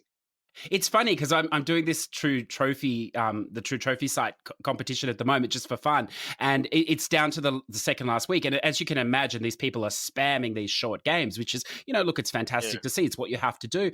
And there is these yeah, handful of people that have gone really salty, really nasty, and they're like, this is devaluing gaming. What are you doing? There's nobody here to value all this, and it's bizarre because I mean they've done it themselves. I don't understand, but yeah, it always seems to happen. people, human. This is just human beings. Human beings are always like this. Yeah, yeah, I don't get it. So look, now No matter what are you gonna do, they're always getting upset. yeah, that's right, that's right. You can't make everybody happy. Trust me, I Yeah, know that. exactly. So we've talked about these games. What in your mind makes a good game or a great game?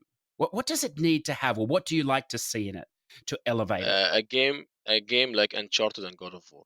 I mean, the game is amazing to play, and the trophy list is also amazing. Mm. So the trophy list, I'm not too familiar with the God of War, but most of it is natural, isn't it? Like it's not a massive grind throughout. Natural, exactly. So you can play the games without actually reading the trophy lists, so you don't spoil anything. And then once you finish the game, you can go back and clean up everything. This is what I like about games. Nothing is missable, and nothing is too Mm. too annoying in the game. And of course, no bugs or Mm. glitches into it. Yes, that would be nice, wouldn't it? Definitely. The reason I disliked Red Dead Redemption 2 and I haven't finished it was because the developers forced me to play the game the way they wanted me to play it. I did not like that. They wanted me to play the good guy until chapter 6 or 7, and they placed missable trophies in a 60-hour story long game. That's a no go for me. Yeah.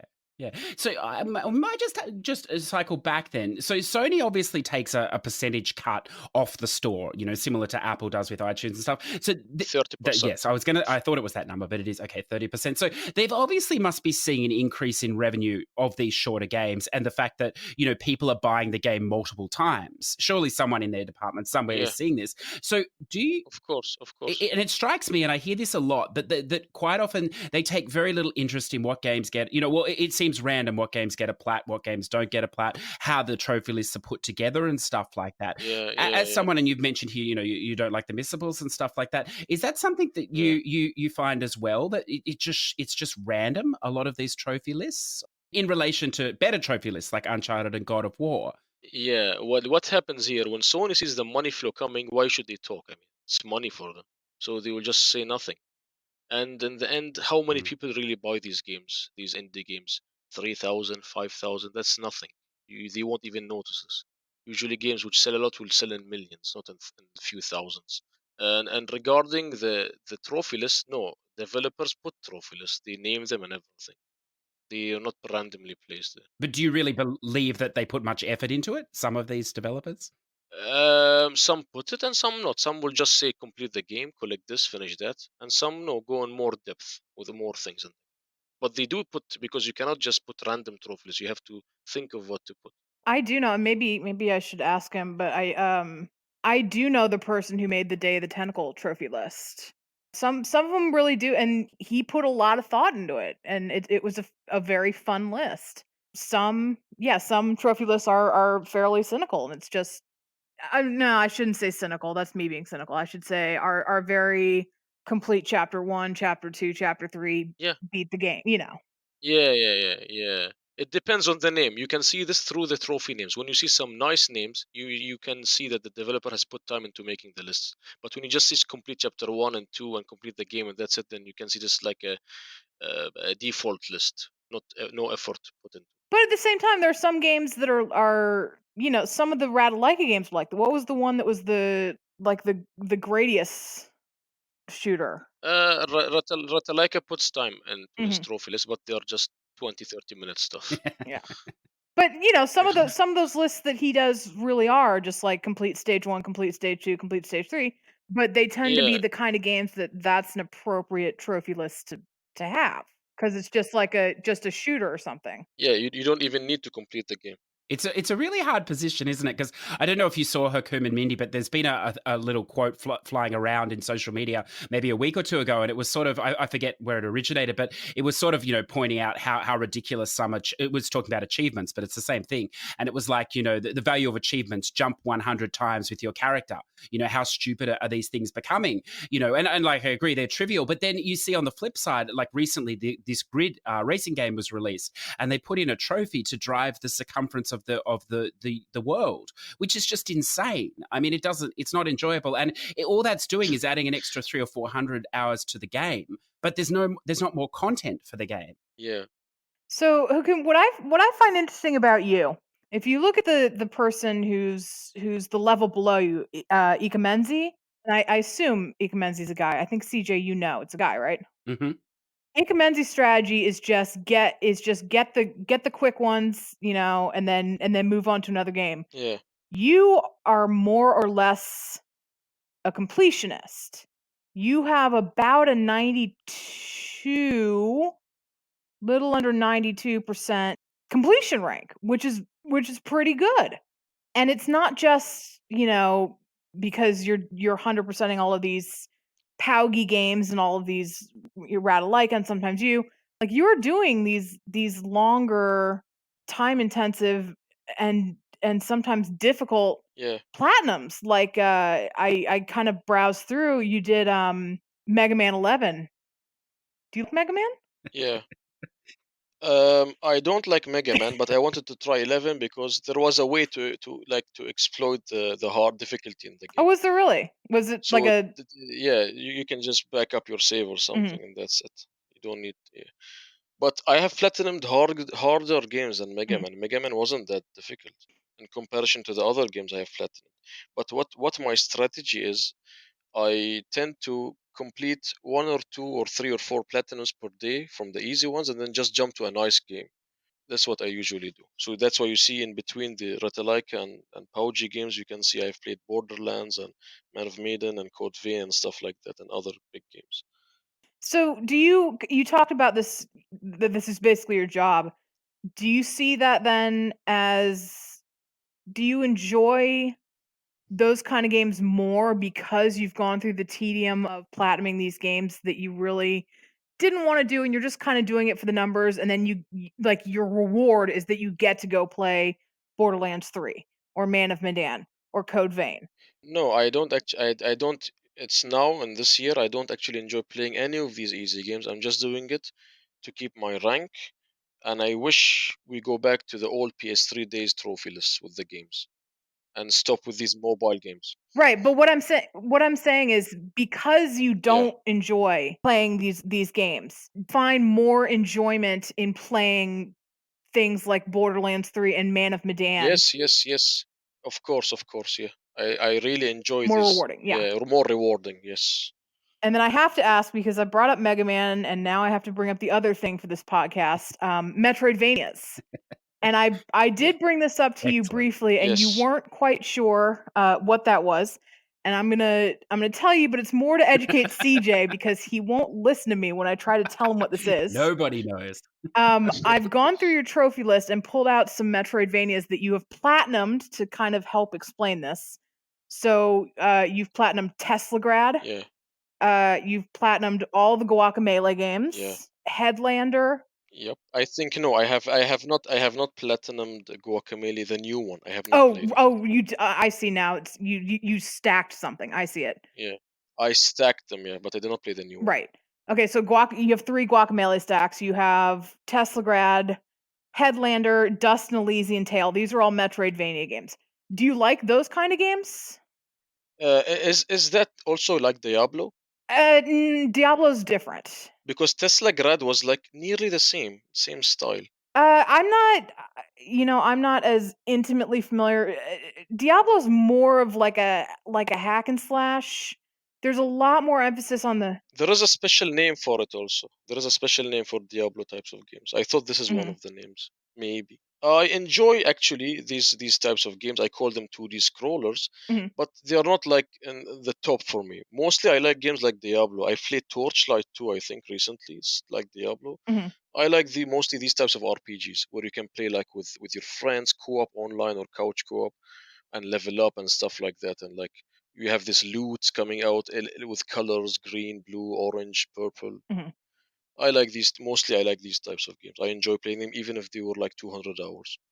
Do you think and I'm just thinking about this again. Do you think your ranking would help or harm your ranking if you were less of a completionist, if you went more the route of Ikamenzi? Just popping trophies and changing the games? No, actually I wouldn't like playing like that. It's not nice for me. Why would I just put a game and get 2 trophies in? Yeah. I'm just talking purely about your ranking. Yeah, no, I wouldn't. No. I wouldn't. It might not affect my ranking, but it's gonna affect my profile. Then I would see all of these games which I haven't completed, and it just looks ugly on my profile. I would not even enjoy games like that anymore. I wouldn't even finish anything. That's just too much. Do you have a goal to get to 100% completion? Can you even get to 100% completion? I actually don't believe in 100%. There is no such thing called 100% because once you reach 100, you have to pop another game which will drop you to 99.9. So there is there is nothing called 100% unless you quit. So is there an ending? Is there ever an ending? Do you think? There is no ending. I have imagine I have played 3,000 games and I'm only like maybe 30% of what Sony has on its servers. So let's change that question a bit. Are there any trophies that you have not earned, that you have not currently earned, that are like the game that's already on your profile that you are unable to earn if you were to go back and try to earn it? Well, I am not a person who easily gives up. I could earn any trophy I want, but there is a trophy I gave up on, and I have tried a lot to do it, and I couldn't. It was from the game Gran Turismo, the Red Bull Challenge. I literally gave up on that because it was just out of my league. Anything else I could finish except that. Oh, you know what? I already see something. I see that you put Kitty Powers Matchmaker on your profile, and you did not get Kitty Powers? You did not get the PSN profile, the online trophy before the server went down. Let me check which game was that again. Kitty? How do you spell Kiddy? Kitty. Kitty. Ah, Kitty. Yeah, I'm from the Midwest. It sounds like a D. Ah, okay. It was a game with okay. Yeah. Okay. Sometimes what happens when I go read a guide and the game says it's 10 hours And then when I play the game becomes 100 hours, and I get angry and leave it. And I really curse the guy making the guide and just leave the game. Kitty was one of these games. It's like yeah, it's like many people. I remember I got also shot in the foot. I think it was a golf game. The difficulty is at 3 out of 10 and 15 hours to platinum. But when you go play the game's like a 10 out of 10, and might take 200 hours to platinum. So sometimes guide makers just put some random numbers because they are so good at the game, so they rate the game based on themselves, which is wrong. If for me, for example, if Dark Souls for me is a 3 out of 10, if I make a guide, I'm not gonna put 3 out of 10 in Dark Souls. I'm gonna put at least a 6 or 7 as an average, showing the person who's gonna play the game when he reads the guide, he knows what the game is and doesn't get tricked into the game. That's why I put on my guides. I say that my ranking is a personal estimate. Yeah, if you write a personal, it's different than when you don't put a personal estimate. Not everybody's good in these games. I want to ask, because you play a huge number of games. You know, I play a number of varying games as well. Admittedly, you finish more of yours than I do, but I find that these games start to blur together after a while. Do you find that you just can't even remember about some of these things you've played? Like you look back and you go, "Oh, wow, I did play that." It's just sort of all become a Yeah. blur. Some games I just don't remember. It depends on the game after all. Some of them I don't remember. Some of them I really remember because I have played a lot of games, so I don't think I'm gonna remember every single game. Yeah. Okay. And then sort of we'll start to wrap it up a little bit. But what I wanted to ask you, you know, because you do play such a wide array of games, what is your worst game for this year or least favorite game? Do you have one that's just been a corker that just stands out so far this year? Well, I'm really bad when it comes to which year was which year, so I could tell you overall. The Overall is worst good. game overall I have, Yeah. yeah, overall was Kane and Lynch 2. Oh That yes. game That game nearly made me jump out of the window or slit my wrist, really, seriously. That game was atrocious to a level which I don't even know how I completed it. Yeah. Yeah. It was really shit. I cannot explain until you play it yourself and you see. It had some dreadful online as well multiplayer requirements. That game. Yo, that was even the worst part of it. The multiplayer and Wasn't it like you had to be like number one ranked in the no, world? no, Like that no, was no, it was one of no. those That awful that trophies was like another that. game. That was Lost Planet, I think. Yes, Lost Planet. Yeah, yeah. No, but Oh, still a very bad. Okay, now on the flip side, No, yeah, on the flip yeah, side, can you throw out some games, and it can be from any period. It doesn't have to be this year. Maybe a couple of yeah. games that you really have enjoyed for our listeners that maybe they can look into Oh, as of well. course. Well, I enjoyed all of the Uncharted games, all of the God of War games, Horizon, Days Gone, nearly all of the Sony exclusives, Spider Man. All of the Sony exclusives were amazing for me. I enjoyed them, even the trophy lists were amazing. Except for two games I disliked from Sony, Mod Nation Racers and Little Big Planet 3. Those were bad games for me. why Little Big Planet 3? I played the Because game. you Yep. played the Yeah. other two, Yes, I right? did. Three wasn't developed by the same people as one and two. Oh, was it Yeah, not? it wasn't. It was very clunky, and when I reached to the final boss, playing in co-op, my game froze, and when I went back to continue, when I restarted my PlayStation, I went back to continue, and it said your save got corrupted. Oh Yeah, no. that'll do it, won't Yeah. it? That was it. Yeah. Game deleted. Or done. I wouldn't even go Oh. back to it. Mm. And look, it would be remiss of me not to ask, seeing we are lucky enough to have the world number one trophy hunter with us today. Could you give our listeners some trophy hunting tips? As I said, we've got a few listeners that are just starting out on their journey. What Yeah. what tips could you give them? The tips which I could get the new trophy hunters is never listen to what people say. If you listen to people and make them drag you down, you would never be a successful trophy hunter. Follow what you want to do. If you want to play this game, then play it. If somebody else tell you this game is shit or it has easy trophies or why are you doing it, it's in the end it's what you are doing. You don't need to listen to others. This is the best tip I could give to the trophy hunters. Play what you want, enjoy what you want. Don't listen to haters. Don't let people drag you down. That sounds like perfect advice to me. So look, I'm sure I speak for Mindy as well as myself. I want to thank you today, Hakoom, for your time. I know it's been difficult. We've had to do this No over a week problem. and things, but I do really appreciate No it. problem. And I look forward to maybe No problem reaching at all. out to you again in the future, even if it's just with some questions Yeah, sure. and Why general not? play. Yeah, No problem at all. I'm happy to do this over again in the future. perfect. Thank you very much. And thank you, Mindy. Yeah, thank you. No problem. Thank you, It everyone. was fun. Yeah, same. And I think it's spam time. Is it spam time? It is definitely spam. When is it not spam time? And there's not. This is a weird timing thing because we recorded with Eigen kind of late, and we're finishing this up, I guess, kind of early for releases. So Mm. there's not a whole lot that we didn't cover in Eigen's episode. There are a couple of things. There's a new Arcade Archives game. It's the versus Castlevania. This is old school Castlevania. This is not Metroidvania Castlevania. This is the arcade version, like literally the arcade version. I will say, let's see. There is a score 150,000 points. That's not particularly easy to do on this game, as I recall. It's not the most difficult thing to do, but it's probably not something you're going to do on your first try. So just keep an eye out for that.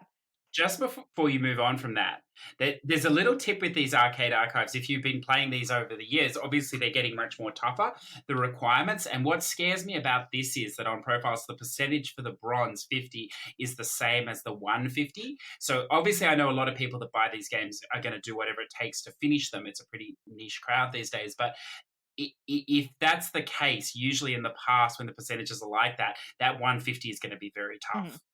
Yeah. If the lowest score is the same. But look, if you love that game, what does it matter? The other trophies will be easy. The only other thing I really want to point out is, and the list has gone live, but the game, it wasn't in the drop, so I don't know if it's just gonna stealth its way onto the store or if it's just not coming out this week. Is Spooky's Jump Scare Mansion? It's Spooky's Jump Scare Mansion HD renovation. Everything about this list, you would think it's a spam game. It's got cutesy little tiles, punny trophies. It's just a fun looking little list. Lots of golds, lots of silvers. This game actually gets quite difficult near the end.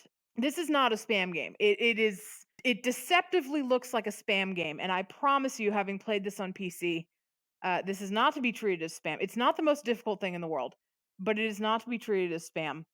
It does have some difficult tropes. So Spooky's Jump Scare Mansion is a game where you go through 1,000 rooms of a mansion, and probably about half of them don't have anything in them, and the other half have monsters that will chase you. And there are specific trophies, like, where is this one? Speedrun strats. This is not a speedrun trophy. This is a trophy for going through all 1,000 rooms without ever saving your game. Yes, definitely not spam. So yeah, this is not a spam game. Yeah. But it is deceptive because it looks like it would be a spam game, but it is not a spam game. So just a word of caution. Yeah. Okay. And look, listeners, all I can see is we've got a yoga master game. Who knows? Potentially that's spam worthy. I think it's been a while since we've had a good yoga. What was that Mel B fitness game, wasn't it? That was PS3. So it's been a while since we've had a good sort of fitness game. Come along. It's listing here the Super Boxland DMake AS will probably be out this week. That'll be a Friday if it does come. I think yesterday, as of time of recording, was Mechabolt, Mindy. The Asian stack of Mechabolt is now live. You can tell. A Metroidvania, I believe. Yes. Is it? I think it is. It was a mistake. I'm sorry. That's all right. But look, that's another very quick plat. And then look, some things that I've had my eye on for a while. This Destiny Connect. This is an anime-esque. So it's not crazy anime-esque role-playing game. It's only been available in Chinese, I'm going to say, and Japanese at the moment on foreign stores. But the EU and NA release is coming up very soon. In fact, it's listed for next week. So we'll see if that does happen. And this, I would recommend, if you like this style of games, watch a little gameplay. It looks really good. It's fast-paced or whatever else. The menu system looks really good from what I could tell. Obviously, it was in another language from what I was watching. But it does look really, really interesting. And I don't think too long, maybe 10 to 12 hours. So that could be something. That could be a hidden gem that won't get a lot of coverage. And then I am interested in this Monkey King Hero is back. If anyone's playing this game, please let me know because... Oh, it's Nippon Ichi Software. Yes. The developer. Yeah. They did, guess what game they did? Please. The Liar Princess. Yes. Liar Princess. Yeah. No, And Disgaea but Liar Princess. yeah. And Longest 5 Minutes, which I talked about a little while ago. Yeah, their games are good. So I think, and from what I've seen of that, it does look really good. So that will be one to maybe just put, on the backlog if you like and watch. And then as I said, this Monkey King hero is back. So the premise of this game is based on the Chinese film, I believe. It sounded really good, but then it's not cheap. They're maxing the price on this thing, and apparently it looks like a PS3 game and it runs janky and everything else. So I have to draw the line there, unfortunately. It's horrifying.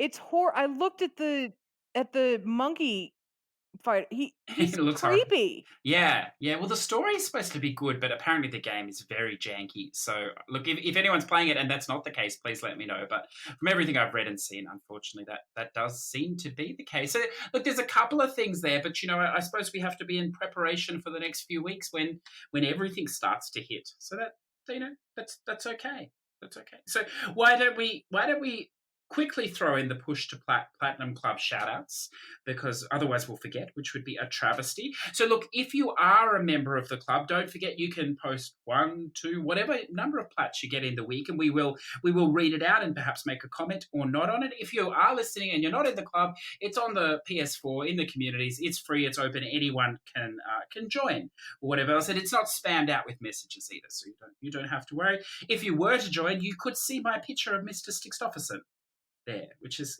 that's pretty good. So look, I think that picture's great. But anyway, if you wanted a more serious thing, we've got number 43, plat number 43 for Gaz Davis 11 Drive Club, and it's including the 100% Mindy with all 128 trophies, which is a massive achievement because there are some very tricky DLC in that game. I'm not sure if you're familiar with it. That's impressive. That's not something you can even do anymore, right? Wasn't a bunch of stuff delisted or something? Possibly, yes. Or yes, well, that studio is gone, Evolution. So, yeah. But look at it, fantastic. Yeah, and actually, I saw a picture. One of the races he had to do was in the Elements. I think it was the Elements DLC, so in all weather, and it was snowing and raining, and you couldn't see anything at all out of the windscreen, the front windscreen. So look, that's fantastic. Well done there, sir. And then the 531 for Mindy Ellen, which we talked about today. The East Side or Eastie 576 Ukulele and the Impossible Lair. So this is interesting. I haven't heard much about this game, but he goes on to say that it's pretty tough. The lair part. So look, I'm interested in that game. Perhaps Eastie might tell us more about it because apparently you collect the bees, Mindy, and they give you shields. So I'm not sure, but it's too difficult for me. That's what I take from that. And then 532 Mindy, that just ignore them on her pixelated horror trip. Dino Raw plat number 736, the bird game, the Asian Stack. Ugh, what a travesty that game was. So congratulations, sir. Zador has just snuck this in. And Mindy, we'll just take, I know we're going to run along here, listeners, but this deserves a moment, I believe. Plat number 435, Nino Cooney, Wrath of the White Witch remastered. And I don't know, do you know this, Mindy? Like, you don't even need to do this. This is a gamer who loves the game. Yeah, this has gone beyond what you need to do for the plat. This has gone beyond what, most people would do in the love of the game. He's got all the familiars in the game, all 349 of them. Isn't that fantastic? Like for funsies? I think so, yes. Well, yes, you don't need to get that many. So he's gone around and collect them all. And it's, that's no small thing, listeners, because it's all random which ones you get and how you get them. So that would take quite a lot of time and things. So obviously he loved that game. Well, look, we know that he loves that game. So that's fantastic, sir. Congratulations. I think that is everything in the Platinum Club for this week. So I think we're at the end, Mindy. I think across weeks, across time zones, across everything, we've finally got to the end of this episode. Congratulations. It's an achievement for us. Yay, us. So I will just at this point, listeners, drop in if you're trying to contact Hakoom or follow him along. He is on Twitter, Instagram, and YouTube, and I'll have all those links in the show notes as well. Mindy, where could the listener find you? Twitter at The Mind is the City. If you want to support my guide writing, I have a coffee page, ko-fi.com/The Mind is the City. It's just a tip jar. It's not a subscription thing. Just a little way to say thank you. Perfect. And listeners, if you're trying to find us, we are available on all good podcast providers, plus YouTube. If you want to submit a question, a thought, or an idea for the show, we are on Twitter at Push2Plat. The number 2, Push2Plat on Twitter. You can email us at push2plat@gmail.com. And Mindy, what happened this week? Very exciting. What new thing happened? We have a Discord. We do have a Discord. Neither of us know how to say the link properly, so we're going to put it in the show notes. It was there last week. I know some. I know it's too many letters and numbers. Who knows? But apparently, you can't just search for it on Discord. I didn't know that. You have to know what the link is. So we'll put it in the show notes, for the coming weeks as well. Look, it's not a spammed out Discord or whatever else. I'm sure you'd agree, Mindy. It's very casual or whatever else. So if you want to, touch bases with us, or you could submit a question, I believe, Mindy, or maybe suggest a guest in there and stuff like that, then please come and join us. And some people already have. Yeah, it's pretty chill, pretty relaxed. Half the people on it are former guests, so it's just a fun place to chill. Yeah, that's very true. So if you want to follow up on any of the guests or whatever, that could be a good way to do it as a non-invasive way, a good way to do it as well. So look, with that in mind, Mindy, we've come to the end. That's it. It's time to go. Enjoy this beautiful Saturday afternoon here in Australia, or late night Friday, I believe, in America. Until next week, Mindy, thank you again. Have a great week. I'll see you next week. Bye.